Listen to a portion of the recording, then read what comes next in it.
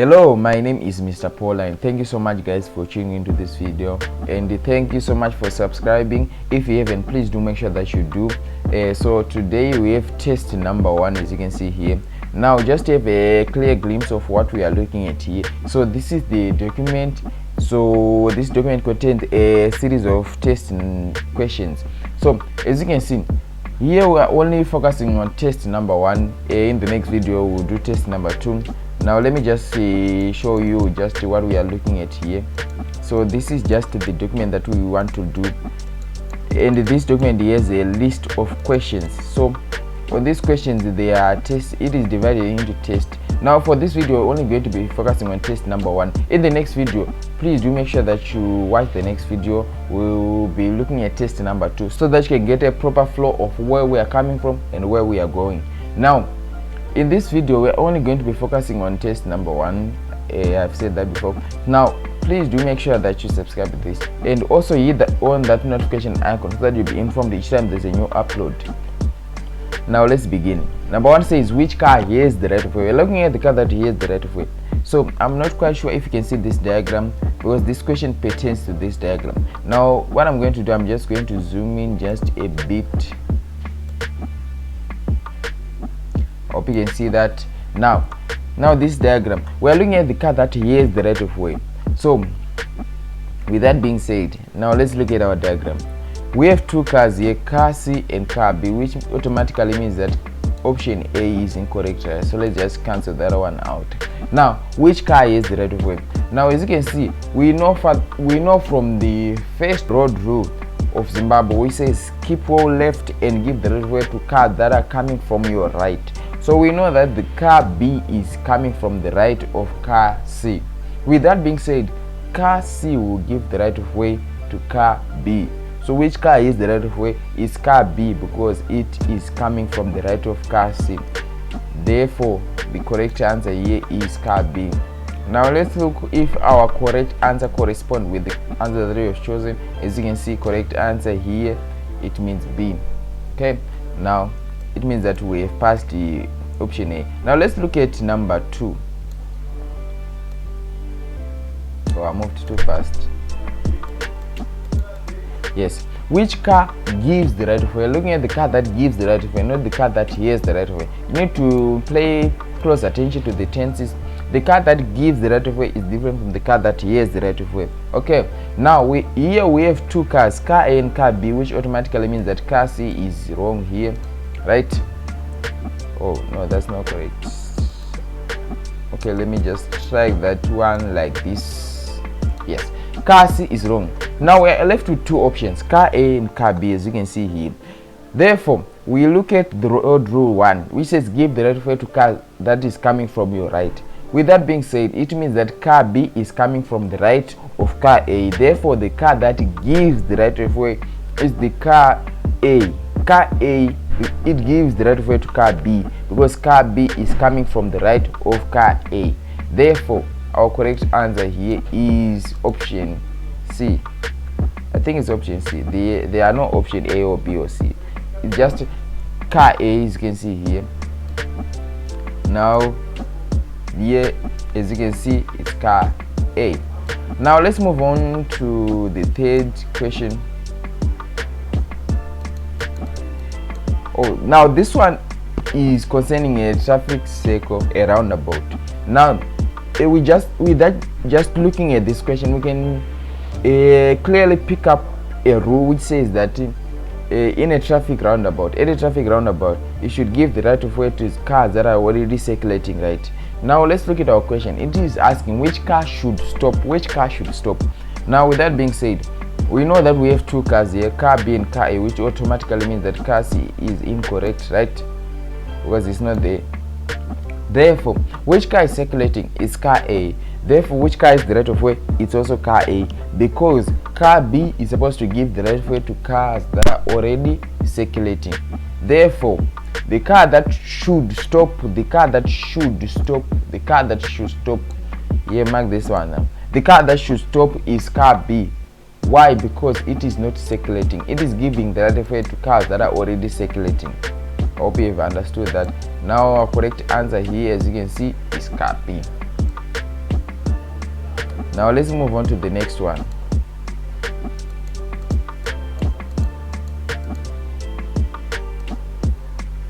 Which car gives the right of way? We're looking at the car that gives the right of way. As you can see, we have two cars, car A and car B. Therefore, car C is automatically incorrect. Now, with that being said, we need to look at our car diagram. We can see that car B plans to turn right and car A is going straight.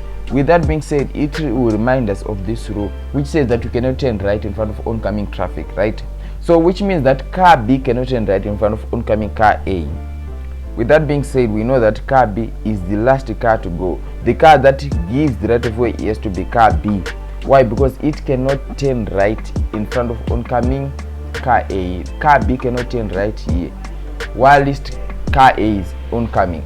With that being said, it means that the car that should give the right of way is car B, because it will be unlawful for it to turn right in front of oncoming car A. I hope I've emphasized that enough. Now let's move on to the next question. So this next question pertains a Y diagram, as you can see here. Now Y diagrams are very tricky, so I want you to pay close attention to everything that I'm going to say. Okay, it says which car gives the right of way. Now as you can see from this one, you need to understand where are the cars going down or are the cars going up, right? Is the Y diagram seated upside down or it is flipped? What do I mean by that? Okay, you can see that these cars are going down, right? So the road rule says that give the right of way to cars that are from your right. So if you look at it like this, I can imagine you're looking at your screen, right? If you look at it like this, you might find it you get it wrong. You get this answer wrong. Why? Because if you look at it, you see that car B is on the right of car A, but that's incorrect. Why? Because you are looking at it from your own perspective, but I want you to look at it from the perspective of the cars, from the perspective of the driver in the car. So imagine there is a driver here. The driver is looking at it this way, right? So this driver is looking down this road. So with that being said, this driver in the car B, he will look on his right and he will see car A. Therefore, what you need to do, you need to understand this Y diagram the way you look at it, because if you just look at it from your own point of view, you miss this question. So you need to understand that this driver will turn his head out the window and they will look on his right and they will see car A. With that being said, it means that car A is on the right of car B. Now that's from the driver's perspective, but from your own perspective, I can imagine you're looking at this screen right now. You can see that car B is on the right of car A, as you can see here, but that's not correct. You need to imagine a driver seated over here and the driver looks out the window and they see this car and this car is on his right. So what he should do, he or she should do, he should give the right of way to this car. So which car gives the right of way? It's car B. Okay, I hope I've explained that enough. Anyways guys, thank you so much for all your support. If you have any queries concerning what I've explained before or what I'm going to explain, please do make sure that you go in the comment section and you write your question, be it a question, be it a response, or be it a suggestion, anything that you think might be relevant to me or to people that will be watching this video. Anyways, let's move on to the next question. So this question appears to be sliced here, but anyways, we just have to make do with what we have. Now let's see if we can understand it clearly. Now it says which car is breaking the law. Which car is breaking the law? Assuming both cars are moving, so assuming that this car and this car are moving at the same time, so which car is breaking the law? Now we take note of road signs here. We have a giveaway sign, which automatically means that the car that is facing that giveaway sign should give the right of way to the cars that are not. Therefore, this car B, should give the right of way to car A. So which car is breaking the law? The car that is breaking the law automatically has to be car that is facing the road sign, that is facing the giveaway sign.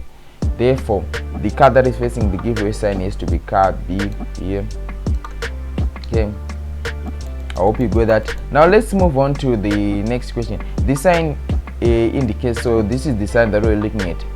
So let's look at our answers. Is it a hospital ahead? Is it the end of speed restriction or broken down vehicle ahead? Well, we know that is not a hospital ahead sign. That's pretty clear, right? No, it's an end of speed restriction sign. Now this sign is the only sign in the informative class that is not rectangular, but this sign is circular, as you can see here. Now this sign is usually placed in the road after there has been pre-imposed speed limit. So on the section of the road, the authorities may say that on the section of the road, the driver should not exceed 80 kilometers, 20 kilometers or 60 kilometers or whatever kilometers. So they put a speed limit.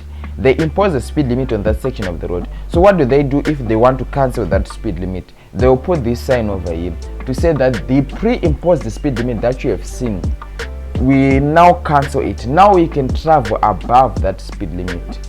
You understand? I hope you get that. Now let's see if our answer is correct. Truly it's correct, right? Great. Now let's move on to the next one.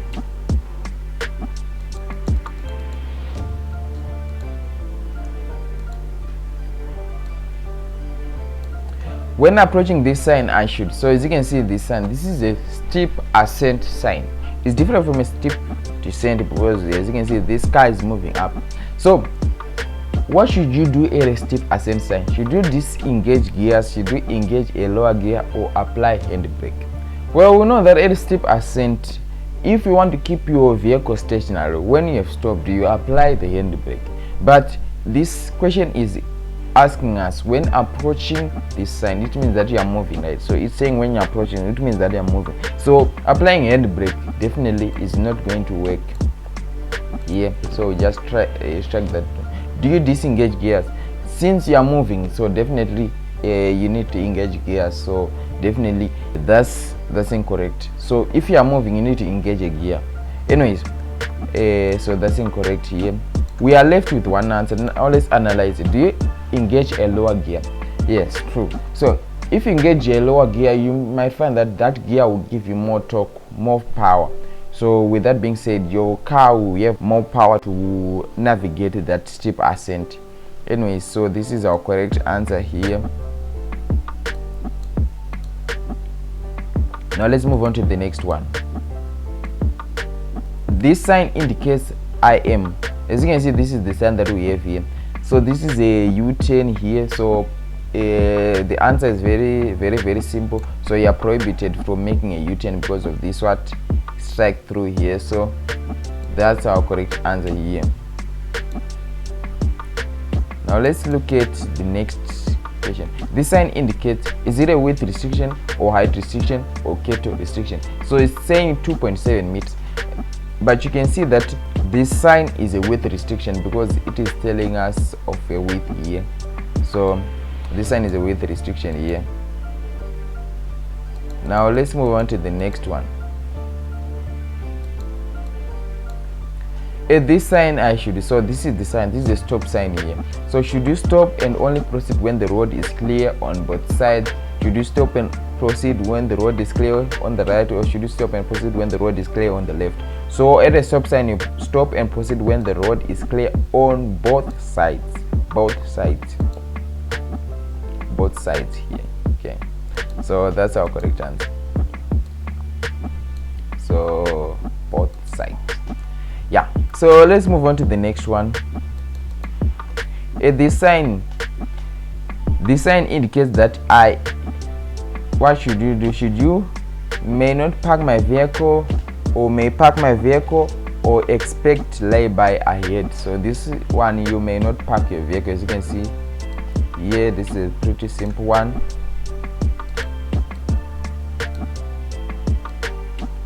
Now moving on to the next one. Every vehicle may not tow more than, is it 1 trailer, 3 trailers, or 2 trailers? Is 3 trailers. Every vehicle may not tow more than 3 trailers. When carrying a passenger on a motorcycle, I must have headlamps fitted, have a petrol tank fitted, have a pillion, and a footrest firmly fixed. So this is the correct answer. when you are carrying a passenger on a motor vehicle, it is paramount that you have a pillion and a footrest fitted. So I hope you got that. Now let's move on to the next one. When involved in a serious accident, I must option A, report to the police. Report to the police within 48 hours, report to police as soon as possible, or within 24 hours. So you report to the police as soon as possible or within 24 hours when you are involved in an accident. Now the next question, when traveling behind another vehicle at night, I must dip my headlamps, switch on my side lights, drive slowly. So when you are traveling behind another vehicle at night, you must dip your headlamps.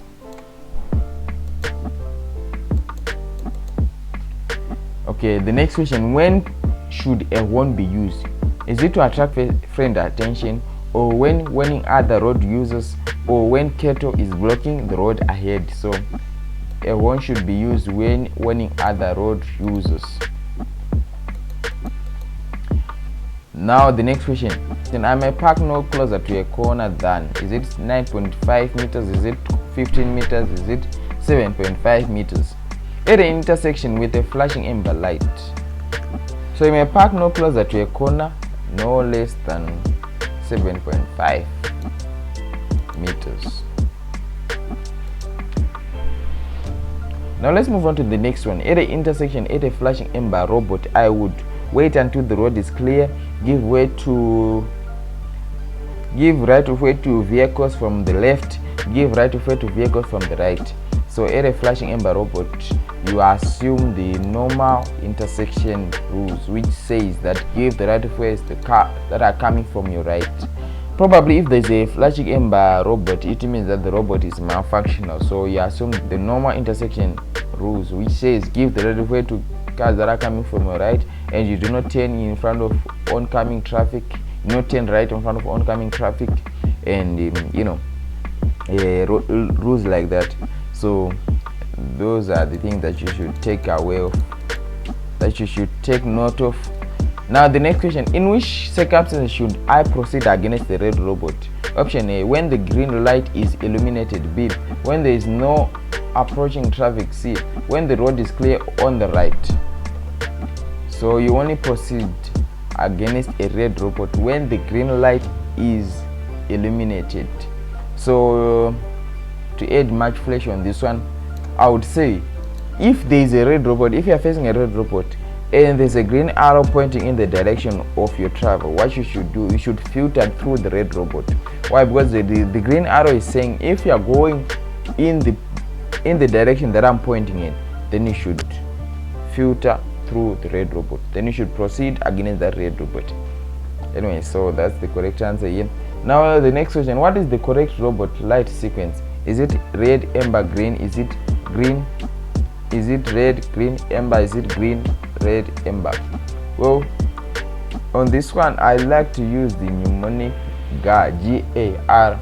Now let's look at this one, G-R-A. No, that's correct. That's not correct. G-A-R, that's correct. G-GAR, right? G-A-R. Now let's look at the next one, G-R-A. That's not correct. So it's GAR, G-A-R. So you just need to look at G-G-A-R, then you start from there and see how it ends. Now a driver sees a continuous white line in the center of the road. He or she may cross if there is no oncoming traffic, may not cross. C, may cross in rural areas. So how can you find a continuous white line in rural areas? That's not correct. If there's a continuous white line on the center of the road, it definitely means that you cannot cross, and it also means that no car is allowed to straddle that white line in the intent to overtake the slow moving vehicle in front of it. So definitely you may not cross. So that's our correct answer here. Now let's move on to the next one. A broken white line besides a continuous white line in the center of the road means, is it I may overtake if the continuous white line is on my side? Definitely not. So if the continuous white line is on your side, then it means that you are the one who is supposed to not cross. So here we are looking at continuous white line and the broken white line. So if the continuous white line is on your side, then it means that you are not the one that is supposed to overtake. But if the broken white line, it means that you are the one that is allowed to overtake, while the oncoming traffic is not allowed to overtake. So with that being said, let's look at the next option. I may overtake if the broken line is on my side. So if the broken white line is on your side, then definitely you are the one allowed to overtake. So if the broken white line is on your side, it means that the continuous white line is on the side of oncoming traffic. Therefore, the oncoming traffic are the cars that are not supposed to overtake at that junction of the road. So that's it. I must skip all left. Oh, not really. Okay, so let's look at the next question. Oh, look at it, we are almost done. A broken yellow line on the left hand side of the road indicates A. I may not straddle. B. It may be straddled to overtake traffic which is turning right. C. It may be straddled to overtake cyclists. So a broken white line on the left hand side of the road, it usually demarcates the edge of the road. So you straddle that broken yellow line if you are overtaking traffic that is turning to the right, or you want to stop. So the correct answer here is B. It may be straddled to overtake traffic which is turning to the right. So that's our correct answer here. Now the last question. What must you do when meeting motor vehicle displaying L plates? Well, L means learning, right? So that's a car that is being driven by a learner, most probably. So should you hoot if the vehicle is blocking your path? B. Exercise extreme caution. C. Flash your headlamps. For this one, you exercise extreme caution. So that's it. We have come to the end of this question paper. Now for the next one, please do make sure that you watch out for the next one. We'll be looking at question number 2 here, and then the one after that we'll be looking at question number 3. So anyways guys, thank you so much for watching. I hope this was a blast and very helpful. If it was helpful, please do let me know so that it will motivate me to keep on making these videos. So anyways, thank you so much guys, and if you haven't subscribed, please do make sure that you do. See you in our next video. Goodbye.